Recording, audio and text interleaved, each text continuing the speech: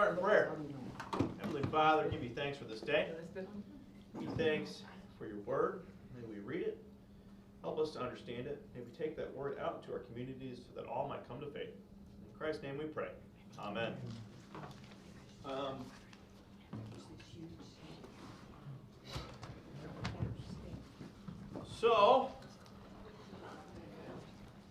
Well, before we begin, we're going to take a brief pause here.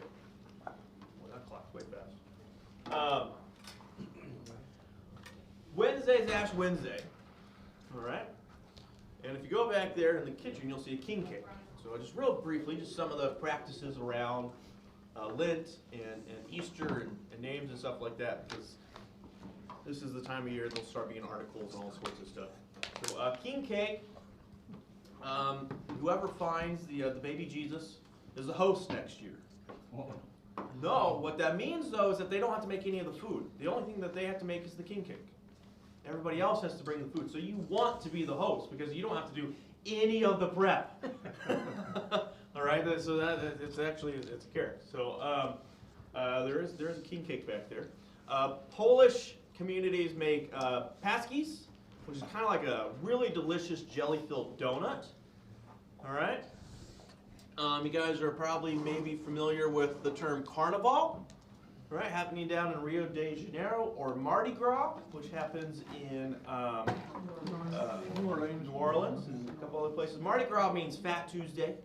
Why is it called Fat Tuesday? And then Carnival means party. Why is it called Fat Tuesday? Is because basically like all the things that you couldn't eat in Lent, people just load it up. Right? So in Lent on Fridays you couldn't eat meat.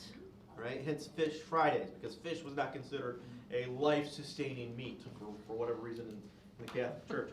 By the way, Ulrich Zwingli, who we have a lot of disagreements with, his act of rebellion was him and a couple other priests in not Geneva, because that was Calvin, wherever, Zurich. They cut up one sausage and they each ate a bite on a Friday and then wrote a letter about it, right? And that's what kicked off the Reformed Reformation in Switzerland. But anyway, so you would kind of clear out the larder or the pantry, more common term, and you would eat a lot of the food that you can't eat during Lent. In particular, you kind of eat a lot of the meat that was still left over. Hence, Fat Tuesday. You got fat on Tuesday, right?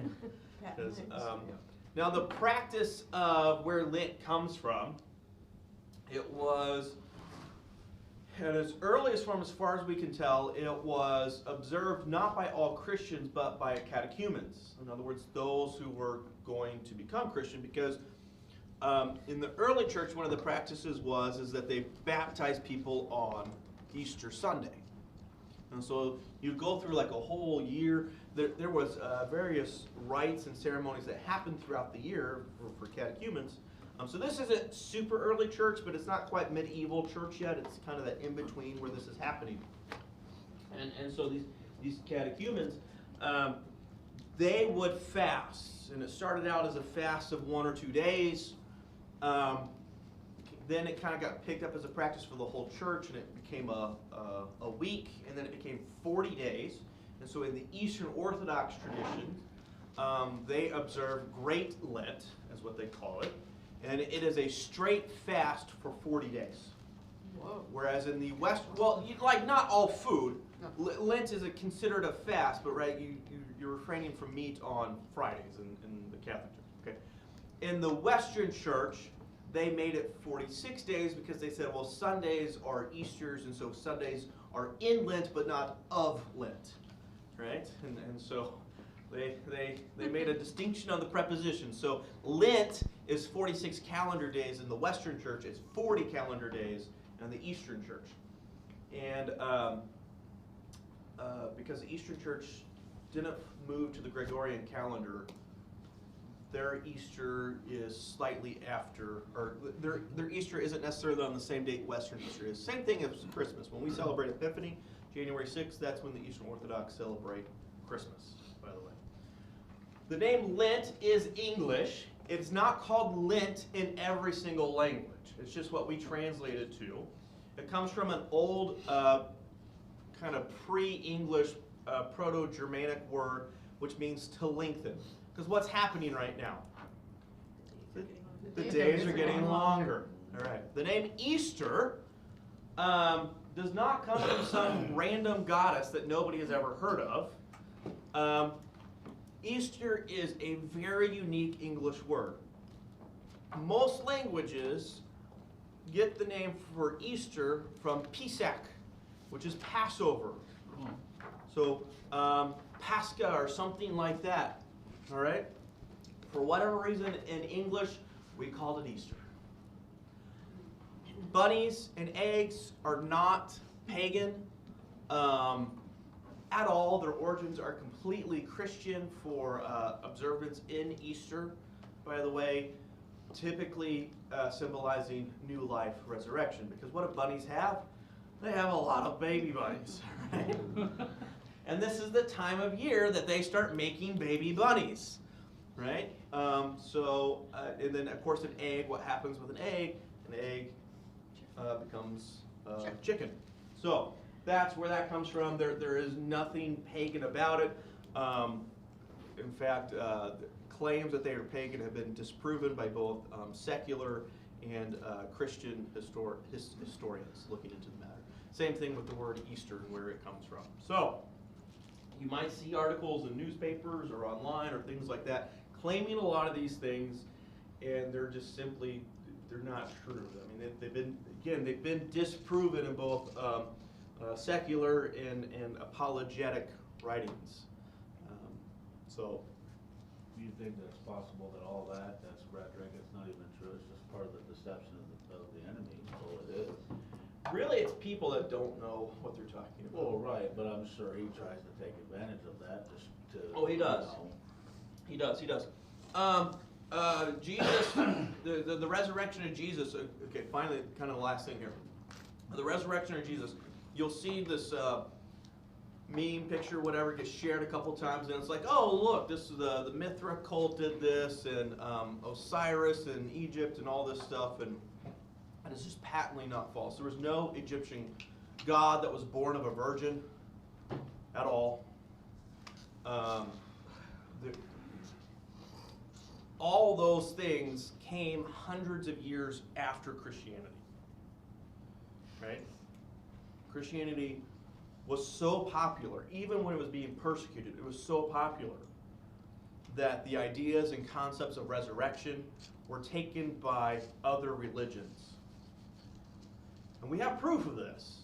Again, both secular and apologetic historians, Christian apologetic historians, have traced these things back and can go back to the origins of them. So that idea that Jesus rising, that Jesus is just a ripoff of an Egyptian religion or a Greek religion or something like that, patently false and disproven. So that's my 10 minutes getting ready for Lent and Easter spiel. Let us move on to, we're going to read Matthew 5, 31 through 32. It's 2 whole verses. There we go. Divorce. It was also said, whoever divorces his wife, let him give her a certificate of divorce. But I say to you that everyone who divorces his wife, except on the ground of sexual immorality, makes her commit adultery, and whoever marries a divorced woman commits adultery. All right.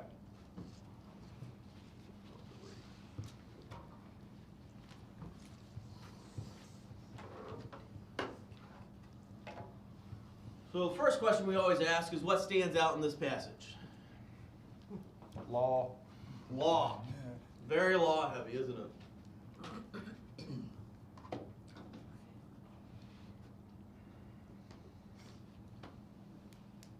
Anything else stand out in this passage?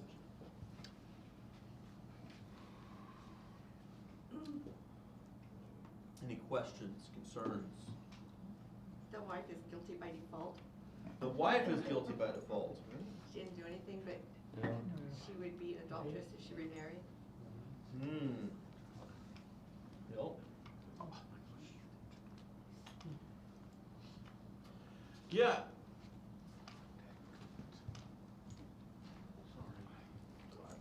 I'm gonna pick up on that. I want to talk about that, right? I'll set the camera there. So it says, this is verse 32. But I say to you, everyone who divorces his wife, except on the ground of sexual immorality, makes her commit adultery. Whoever marries a divorced woman commits adultery. Now he says makes her commit adultery, but he doesn't say makes her guilty of adultery. And this is why. He's placing the sin on the husband who wrongfully divorced his wife. So we don't want to.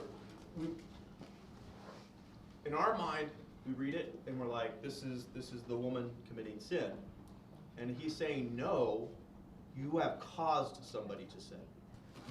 If you cause somebody to sin, that sin is not on that person. It is on you. Right? Am I my brother's keeper?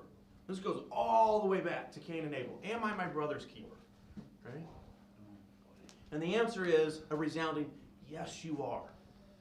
You are, as far as in your power, responsible for your neighbor's soul.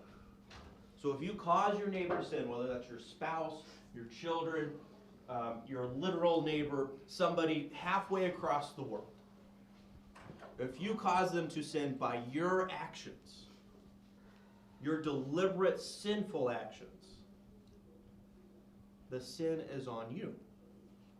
I think it's Ezekiel.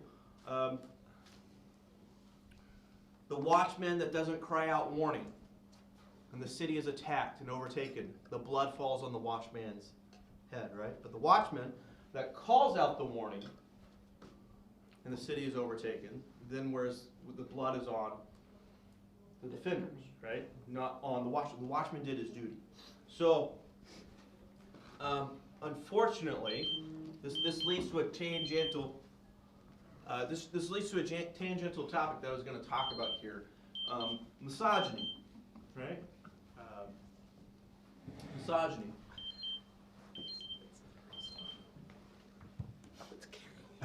His alarm's a little bit late. Time for church. So, so, unfortunately, this has been used to place the sin of adultery on women. And we see this, by the way, that this isn't just something unique to Christianity. We see this where, in John 8, where they bring the woman caught in adultery to Jesus, right? We caught her, right? But where's the dude? Right? There's no mention of him. It's a town, and here's the thing. It's a town. Everybody knows everybody. So they're going to know who she was caught in adultery with. But that guy isn't present in the story. Nobody said, and we saw Joe with her, right? They bring the woman to Jesus, right? Because we're supposed to stone him, right? Well, they're supposed to stone the dude too.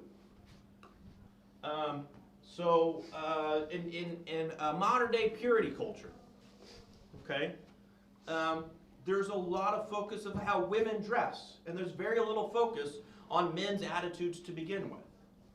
Now, there is provocative dress. I'm not saying that there isn't. But men also need to examine themselves and say, am I lusting after somebody, right? And blaming somebody else for that. So there's a lot of good things with modern day purity culture, don't get me wrong, but you know, Jesus here, he's placing the sin, you know, he's actually placing the sin on the husband. Makes her commit adultery, right? On the faithless husband, so to speak. Well, the man that marries the divorced woman is committing adultery too, and Yep. he's Yeah. So he's placed the sin on the men both times. Did you notice that? Right, but where does it leave the woman? She's- Where does it leave the woman? That's a great thing. So here's the thing. The divorce rate in ancient Israel was 30 to 40%. Pretty much in line with today. Anybody that says 50% of divorces ended or divorces ended marriage, 50% of marriages ended in divorce. That's not quite true. There's a lot of things you can do with statistics. But it's about today's rate. To get divorced in ancient Israel, you had to say, like, I divorce you 3 times over the course of the marriage. All right? So, at the end of that 3rd time, right, the marriage was considered divorce. You could get a certificate of divorce, but the marriage was over. This is why Samson never divorces Delilah. Now, he takes her back to her parents at one point, but he never divorces her. No, wait, was that his first? I can't remember which. Samson, I get messed up with. But then he gets mad that they marry her off to somebody else. So,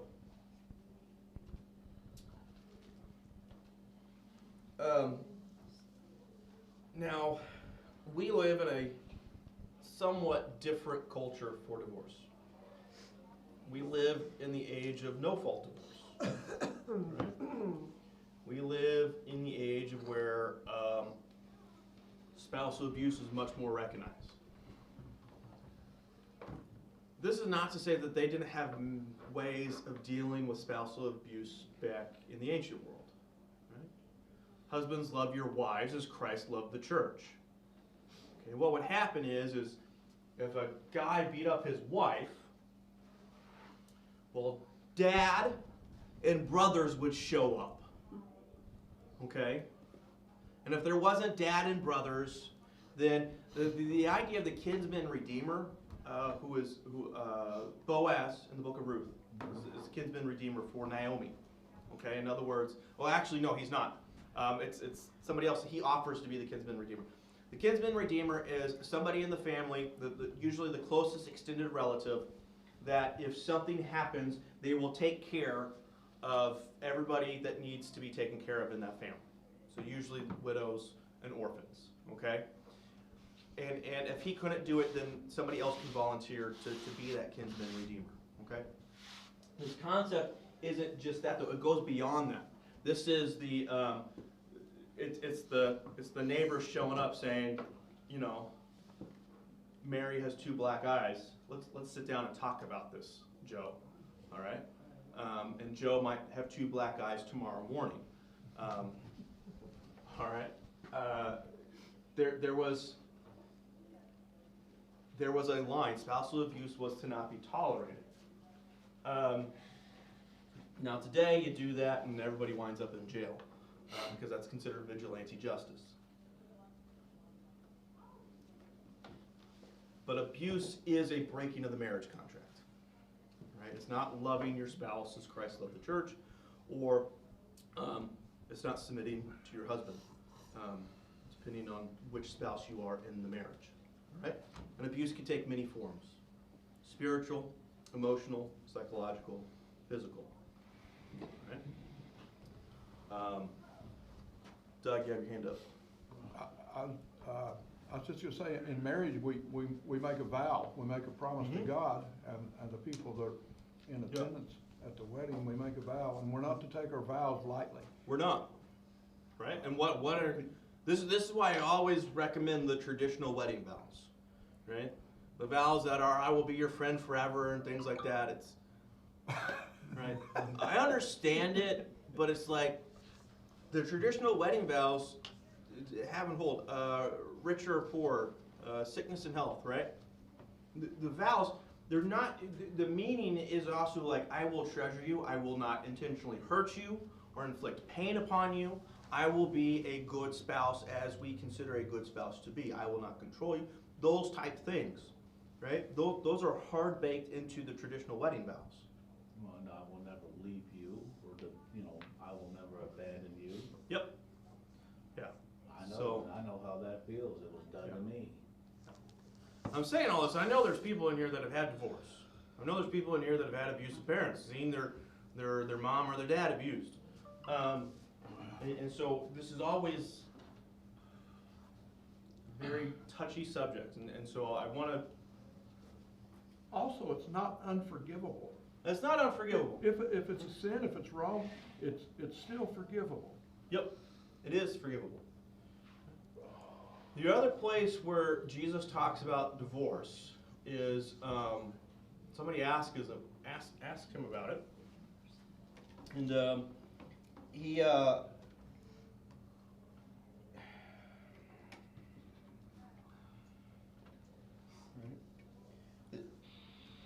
was trying to see where the cross note was, but ask him about it, because Moses outlines how a divorce is to happen, right? And what's he say? The whole point that God put in divorce is because He knows you guys are going to screw up marriage. Because you're sinful, you're going to get marriage wrong. And so if marriage goes wrong because of sin, there has to be a way to get out of it, right? Now, if you have the study Bible, the Lutheran Study Bible, you'll see here, Jesus condemns the easy divorce practices of his day that resulted in adulterous relationships. He teaches that the sacred union of marriage is lifelong. Jesus' authoritative teaching concerning divorce has often been violated, as have his teachings about other sins. Right? As God's children, we all need Jesus' teaching and encouragement to let our lights shine as we faithfully fulfill our marriage vows and honor the vows of others. A child of God who is guilty of a sinful divorce has the assurance that Jesus bore the sin also. And that's something that we have to come back to. So, Jesus, he is condemning basically the equivalent of no-fault divorce in his culture. Right? Well, Jesus, you don't understand. She didn't get the wine fast enough. The game was on, all right. It was a commercial break, and she dropped the sandwich, and you know, right? Part of the Sermon on the Mount is the sharpening of the law and showing us how sinful we are and how broken we are, even in our closest relationship with somebody, right? And that our sin affects that. So, as your pastor, if you have been divorced, you are forgiven. As your pastor, if you are committing adultery, knock it off. Cut it out. Stop. Go the other As your direction. pastor, if you are considering divorce for basically no fault, get counseling. Work on the relationship. Anything that is good is worth fighting for. And the things that we have that are good are sometimes hard. I love my kids. There are times where they wear out my patience. But my kids are good, right? So, I bulldozed all the questions.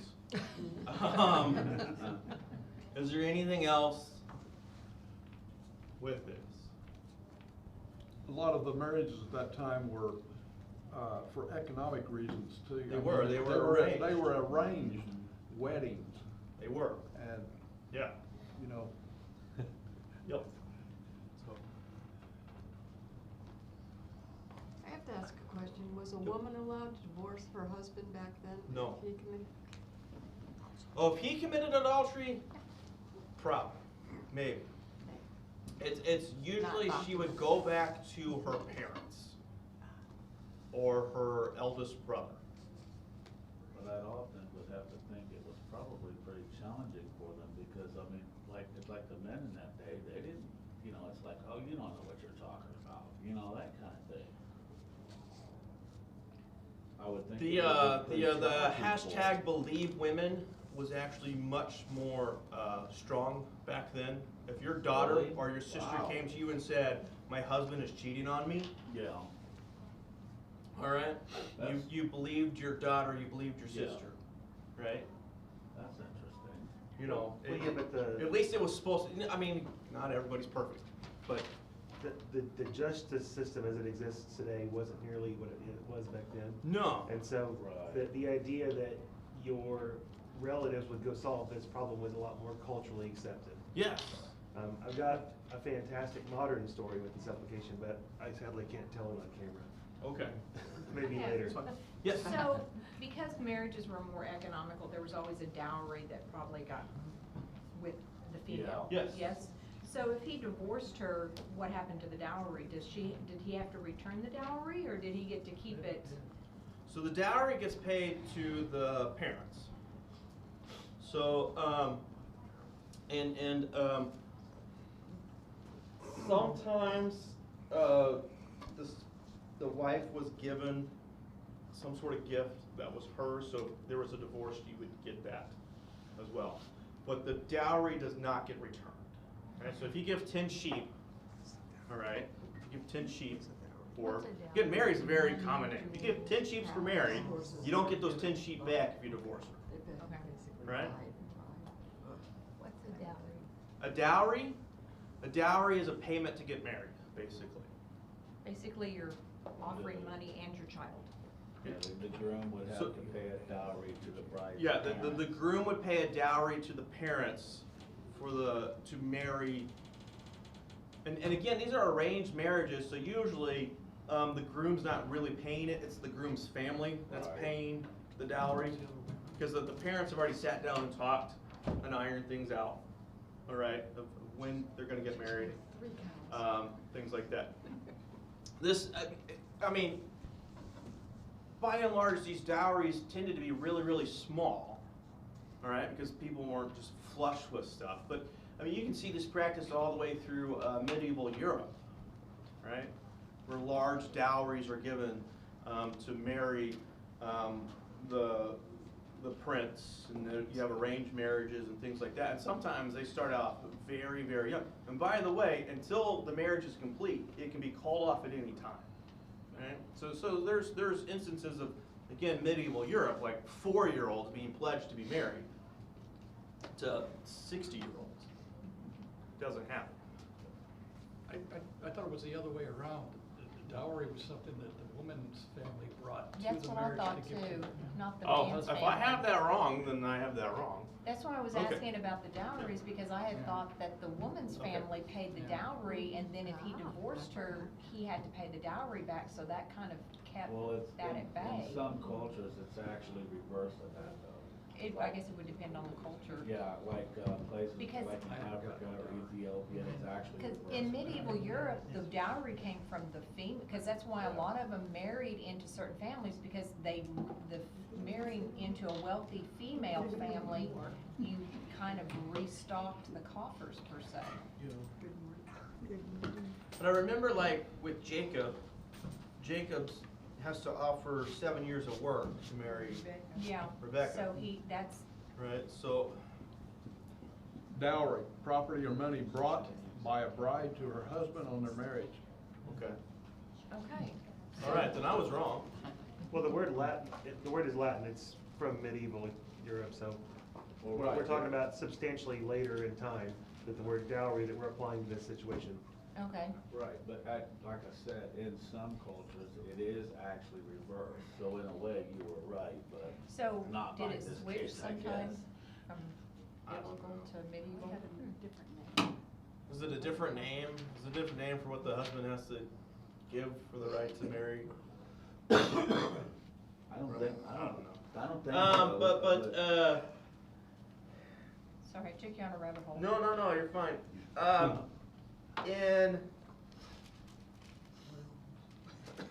I know in medieval culture, it goes back to the wife.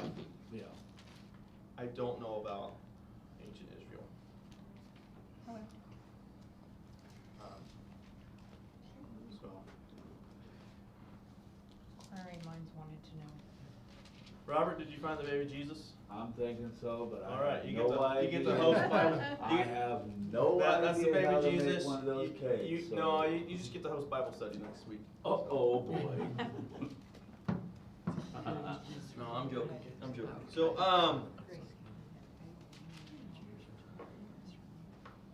So, so the other thing that we want to remember is when Jesus is the Sermon on the Mount, the law parts of the Sermon on the Mount are to get you to examine yourselves. not to apply it to somebody else. All right? He's not saying, don't take this law and be a Pharisee and make people jump through the hoops. He's saying, how have you violated God's law? Right?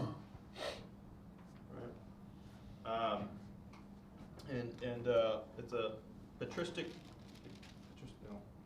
patriarchal culture. So he talks to the men on this, and he lays the sin on the men. You're making this person commit adultery. That sin is on you. All right.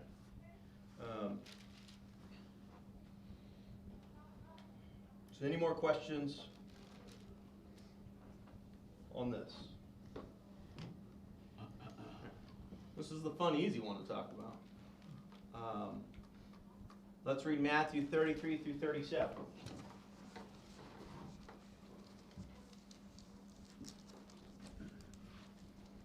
Chapter 5, 33 through 37. Again, you have heard that it was said to those of old, you shall not swear falsely, but shall perform to the Lord what you have sworn. But I say to you, do not take an oath at all, either by heaven, for it is the throne of God, or by the earth, for it is his footstool, or by Jerusalem, for it is the city of the great king. And do not take an oath by your head, for you cannot make one hair white or black. Let what you say simply be yes or no. Anything more than this comes from evil. And I think it's supposed to be the evil one, doesn't it? Evil or the evil one, you can translate it both ways. So they did evil in the ESV. All right, so what stands out with you on this one? When I think of today's culture, and you hear people say that they swear on their mama's grave and this, that, and the other, or they swear on their mother or this, that, and the other that they did or didn't do this. Mm-hmm. That verse addresses that situation, that kind of thing shouldn't even be. You shouldn't need to do that, and you shouldn't be doing that. Yeah. What else? Does this pertain to like oaths and office? Like- Oh yeah, we're gonna. Very astute question. The answer is no. Now the Anabaptists say yes, and they don't swear any oaths. That's why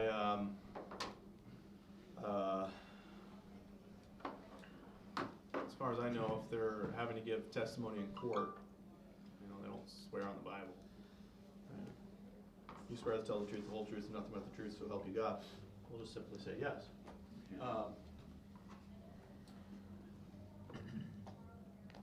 We live in a country, though, where sometimes you have to take oaths, right?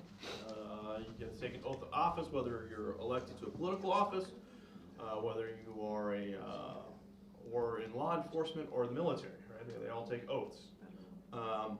Doctors take the Hippocratic oath.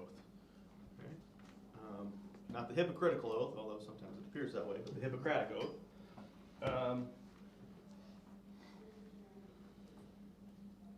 I had to swear ordination vows, as did Pastor Dave, Pastor Owens.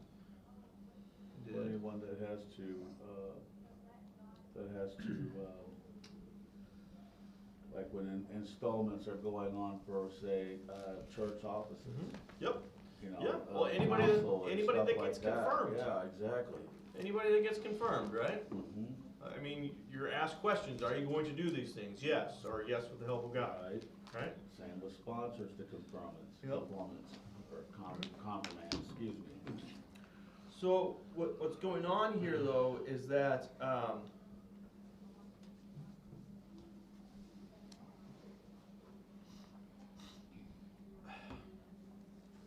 Yeah, it goes back to that do not swear falsely, and then, yes.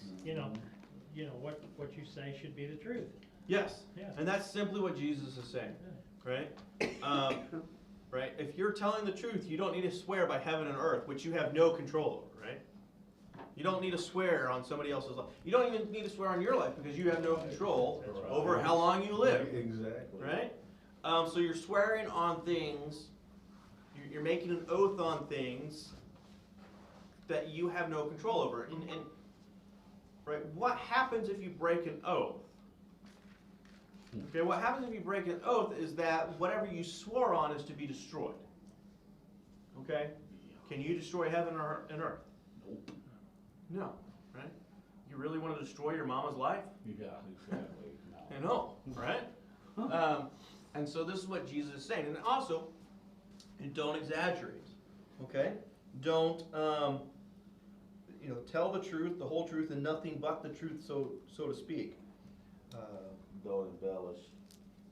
Right? We are not to swear in support of evil, that is, to support falsehood or to swear when there's no need or use, but we should swear for support of good and advantage to our neighbor. And in here, actually, again, in the footnote, he even talks about, and this condensed it more than having to go to the small catechism here, but Jesus tells his disciples not to take an oath at all, expressing a general rule of conduct for them. The bottom line for Jesus is truthfulness. When believers lie or exaggerate commitment, they are not letting their light shine. This rule applies especially when believers converse with fellow Christians. However, there may be times when Christians will be asked to take an oath in their earthly affairs or contacts with governing authorities. Out of loving consideration for this request, Christians may comply, right? Thanks be to God that he vowed to save us and fulfill that vow by his Son's life, death, and resurrection for our salvation. Does that make sense? So if you have to testify in court and they ask you to swear on the Bible, or if you get elected to an office or something like that, Doug went, man, uh-oh, we're in trouble. Doug went and grabbed the hymnal. I'm just looking at something. Okay.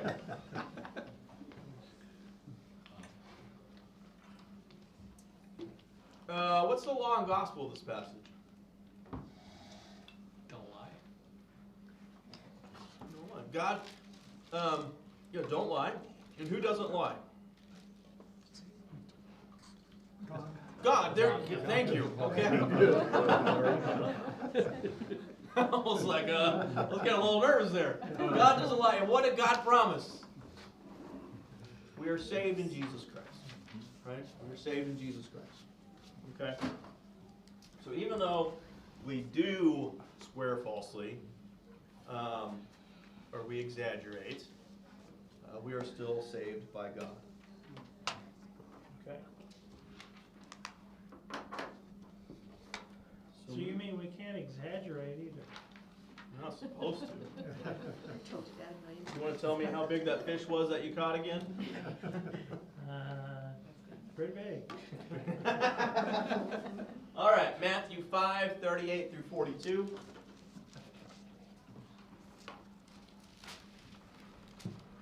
You have heard that it was said, an eye for an eye and a tooth for a tooth. But I say to you, do not resist the one who is evil. But if anyone slaps you on the right cheek, turn to him the other also. And if anyone would sue you and take your tunic, let him have your cloak as well. And if anyone forces you to go 1 mile, go with him 2 miles. Give to the one who begs from you, and do not refuse the one who would borrow from you.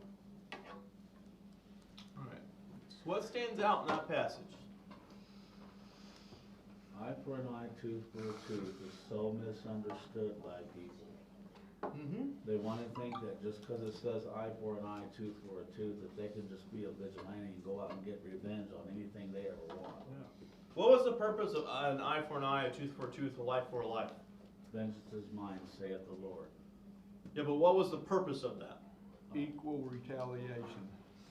There was a limit on how much you could have Right. back. Right. Right? So they knocked out your tooth. The only thing, you could not ask for more than another tooth. Right. Right? I think the other thing that stands out to me is we're supposed to be slow in our vengefulness. Slow to anger, Be- quick to you know, listen. If he slaps you, turn your other cheek, walk with him for the mile. It's just, but not in a hateful way. It's just showing them You know, love bears all I things. would think that if somebody forces you to walk a mile, in some instances, this might be something that like, maybe they're going through something and they need somebody to talk to, and that's why you probably should go the extra mile and go 2 miles with them. Well, he's Yeah. using a common thing. So in the Roman Empire, Roman law was any legionnaire on the march could demand somebody carry their pack, Right. right, for 1 mile. Okay. Yeah. But that's all. So it didn't matter if you're going a different direction. Didn't matter if your wife was in labor or whatever. You had to stop what you were doing and carry the legionnaire's pack. I guess I think we spend so much time on this eye for eye and tooth for tooth stuff that we miss really what Jesus is saying. We're not God. We are not the judge. Yep. You know, we're supposed to be content, and if somebody needs help, Yeah. we help them, and if, you know, because, you know, Robert mentioned it, vengeance is mine, saith the Lord. Mhm. God will take care of all the injustices. If we do it, we'll mess it up, just like we messed up marriage and everything else. Yeah. And that's what this is about. So it's about literally, I mean, the phrase "going the extra mile" comes from this. It's about not overcoming evil with evil, but overcoming evil with good. I got cold. I got hot, and then I got cold. It's just that time of year.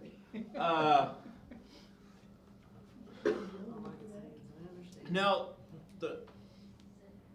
we've talked about this. This is radical. This is different because if somebody hits you, our first instinct is to hit him back, right? Anybody that has more than one kid knows that. Anybody that grew up with siblings knows that very, very well, right? My grandmother had the rule that if one of the grandchildren hit one of the other could just wail on back because it was the only way that they were going to learn not to hit each other, right? Exactly. My mom was a fan of that rule. If you can't talk your way out of a fight, right? Yeah, but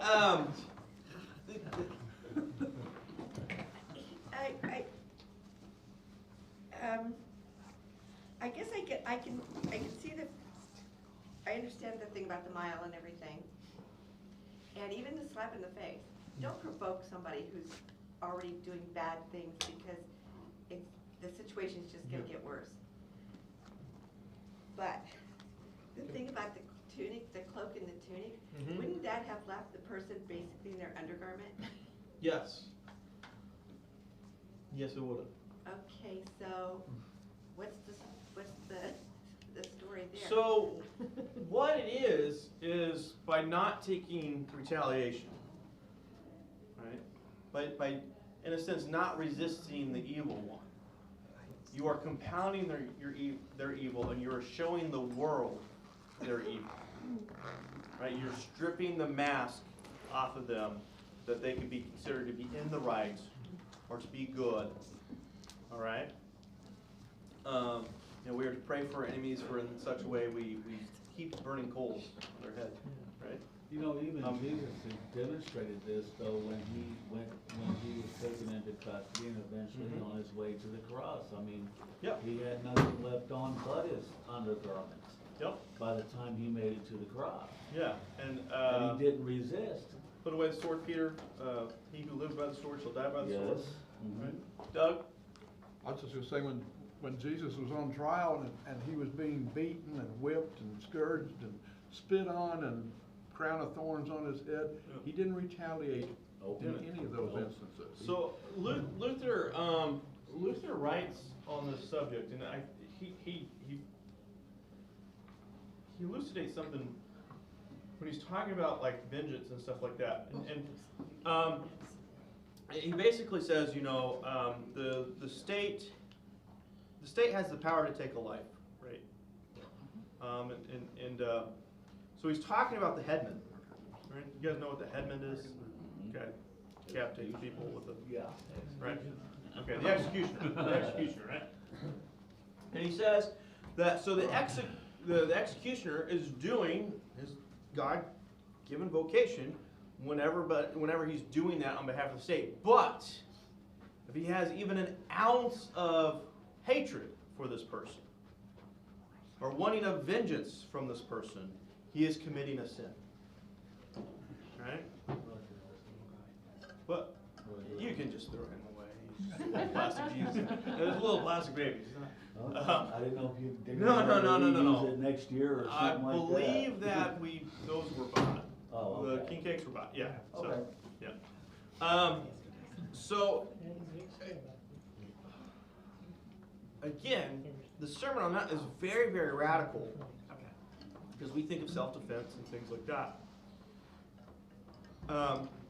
And this isn't to say anything about self-defense, tangential, but just how strict that is.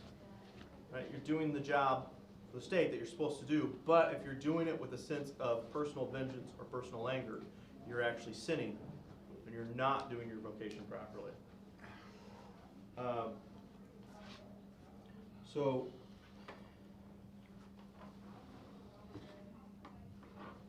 So you expose their sinfulness, you expose their sin, you expose their wrong by not resisting.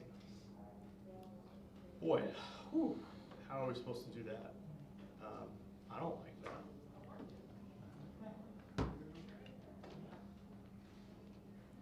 We're not perfect.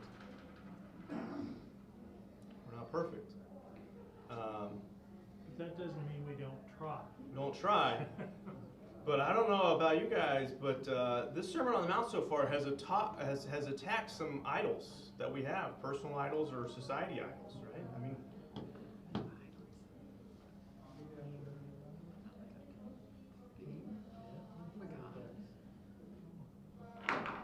if somebody were to attack you, do you have a right to defend yourself?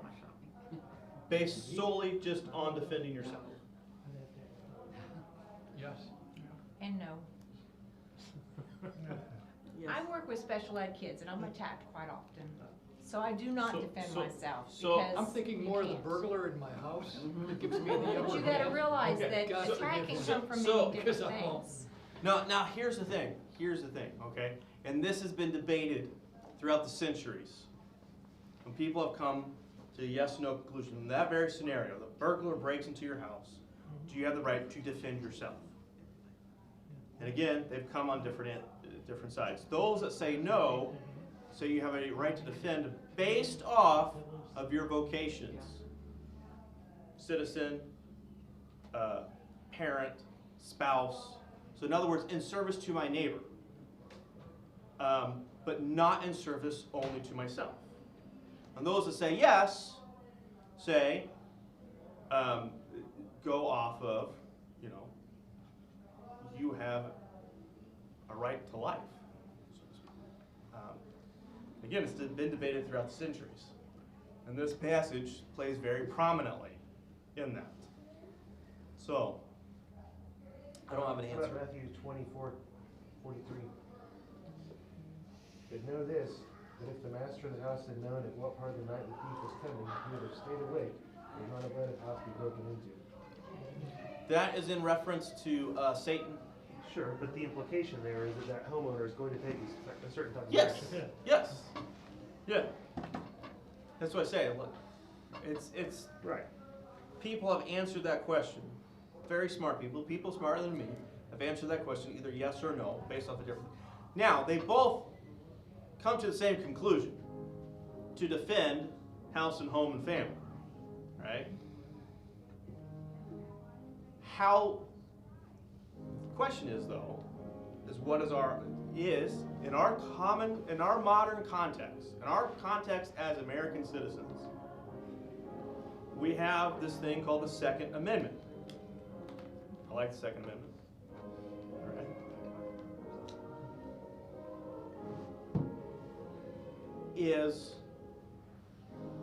I want to be very careful here, all right? And I'm not going to answer this question, but I'm just going to ask this question. Is gun ownership an idol for us as individuals or a society? Specifically in the sense that, just real fast, it's often cited for self-defense. And again, throughout the centuries, people have come to different answers. But Not any more than a hammer is. not any more than a hammer. Or insurance. Or insurance. Were you saying something? So, these are the things we try to puzzle through and apply Scripture to. Again, I'm not going to wade into the politics of that. I don't want to wade into the politics of that. That's a landmine just waiting to happen. So it really would depend on the situation. There's no black and white answer to this. There's not, in a sense. And what we want to make sure we're doing is we're not going farther than what Christ says, and we're not going less than what Christ says. We're recognizing what he says. And what he says, what he's saying here is basically, don't overcome evil with evil. Overcome evil with good. And this is what the early Christians did, right? They were slaughtered in the Colosseum. They gave their tunics away. They would take the pack off, touch the ground, put it back on, and go the literal extra mile. Well,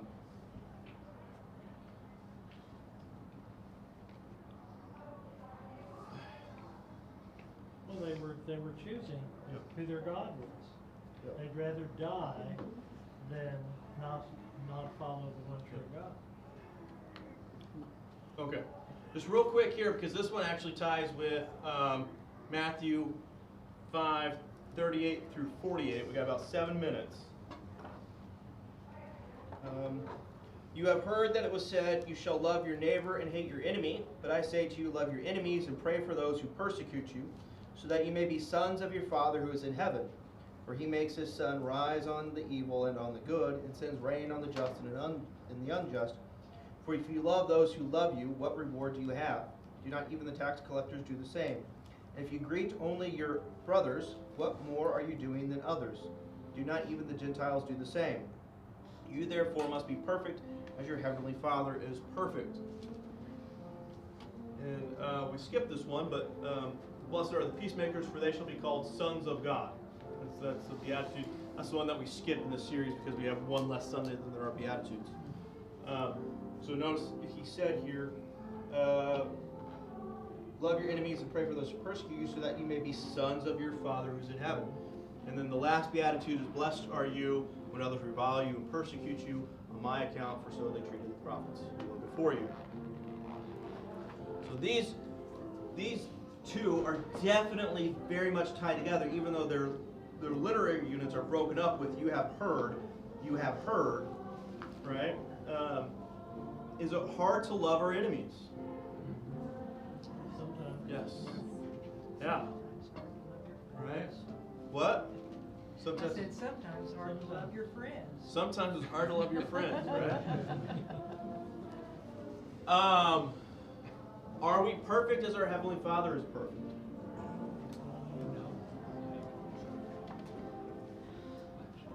Simply your yes be yes or your no be no. Right? What's the law and gospel in this passage? Well, in relation to Christ, what? Yeah, to love. To love. In relation to God, we were God's enemies. Right? Why we were enemies of God? He died for us. Right?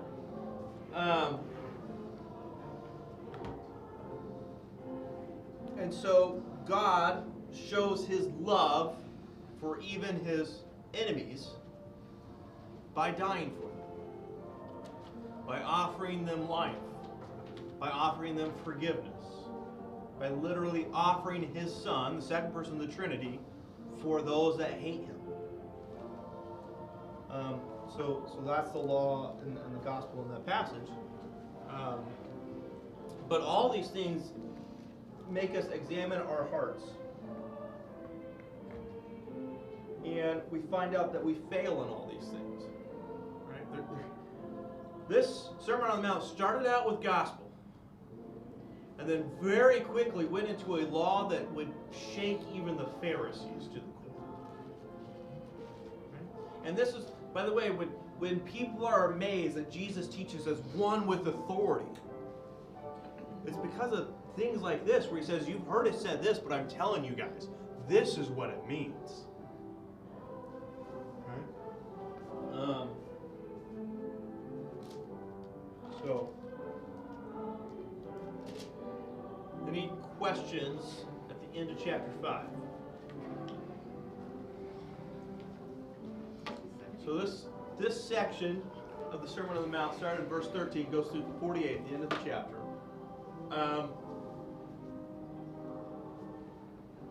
Do you guys think of any other well-known passages that kind of go with some of these? I realize we broke this up over multiple Sundays. Notice there in the book of Luke, they reference the Sermon on the Plain. They mentioned some of these same things. Is that the same sermon or Yeah, or so different location? So I mean, Jesus is fully human, and he is by and large an itinerant preacher, right? So he's going to be going around and giving the same sermon in multiple places, right? Yeah. So that's why you get the Lord's Prayer here, and yet you're also going to get his disciples asking in other Gospels, teach us to pray.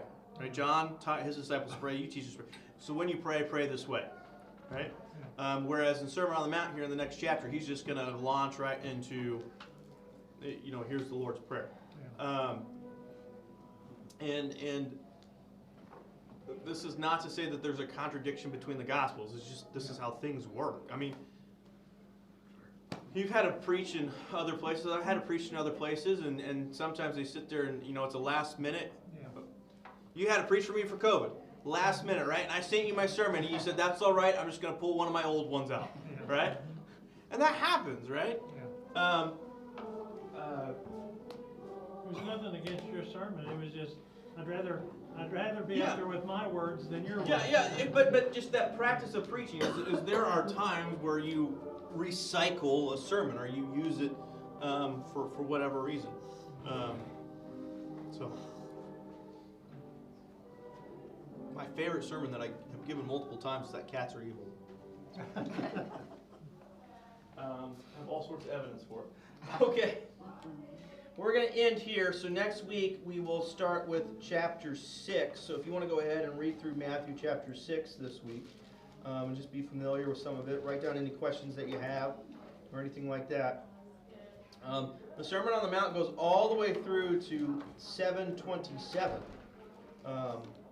So we'll be in the Sermon on the Mount for a while. I think it's the longest block straight of Jesus talking that we have recorded. So let's go in God's peace. I'll see you all Wednesday at 7.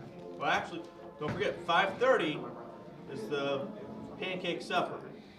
There's going to be waffles, I've been told. There's going to be sausage, and of course syrup and butter as well. Are we having Bible study on Tuesday? Yeah, there'll be Bible study on Tuesday. But some of these people have to work. So I'm going to see all of you on Wednesday, though.